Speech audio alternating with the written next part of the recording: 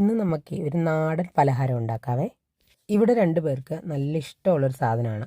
ഞങ്ങളുടെ നാട്ടിൽ ബോണ്ട എന്ന് പറയും, പാലക്കാട് കച്ചായം എന്ന് പറയും. അപ്പം നമുക്കുണ്ടാക്കാം. ആദ്യം ഒരു 3 ചെറിയ പഴം മിക്സിയുടെ ജാറിൽ നന്നായിട്ടൊന്ന് അരച്ചെടുക്കണം. അതിന് കൂടെ ഒരു 3 ഏലക്കയുടെ കുരുവും കൂടെ ചേർത്ത് കൊടുക്കണം. അതിനെ അരച്ച് മാറ്റി വെച്ചതിന് ശേഷം ഒരു പാത്രത്തിലേക്ക് 1 കപ്പ് ശർക്കരയും 1 കപ്പ് വെള്ളവും കൂടെ ചേർത്ത് ഒന്ന് തിളപ്പിച്ചെടുക്കണം.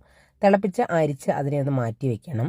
പിന്നെ നമുക്കൊരു ബൗളിലേക്ക് 3 കപ്പ് ഗോതമ്പ് പൊടിയെ, 1 നുള്ളുപ്പ്, നേരത്തെ അരച്ച് വെച്ചിരുന്ന പഴം, ഒരു 1/4 ടീസ്പൂൺ ബേക്കിംഗ് സോഡ, നമ്മൾ ഉരുക്കി വെച്ചിരുന്ന ശർക്കര ചൂടോട് തന്നെ ഒഴിച്ചു കൊടുക്കുന്നുണ്ട്. ഈ ഒരു പാകമാകുന്നത് വരെ നന്നായിട്ടൊന്ന് കുഴച്ചെടുക്കണം. ഒരു 1.5 മണിക്കൂർ സമയം ഇതിനെ റെസ്റ്റ് ചെയ്യാൻ വേണ്ടിയിട്ട് വയ്ക്കാം.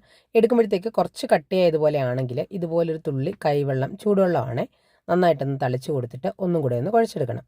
അതിലേക്ക് ഒരു പിടി തേങ്ങാക്കൊത്തും കൂടെ ചേർത്ത് കൊടുക്കുന്നുണ്ട്. എല്ലാം കൂടെ ഇളക്കി യോജിപ്പിച്ചതിന് ശേഷം നമ്മൾ ചപ്പാത്തിയുടെ മാവിൻ്റെ പരുവമല്ല, എന്നാൽ ഇലയുടെ ഉണ്ടാക്കുന്ന അത്ര ലൂസും അല്ല, അതിനിടയിൽ നിൽക്കുന്ന ഒരു പാകം. ഇതുപോലെ കയ്യിലെടുക്കുമ്പോൾ ഇങ്ങനെ ഇരിക്കുന്നൊരു പാകമാണ്.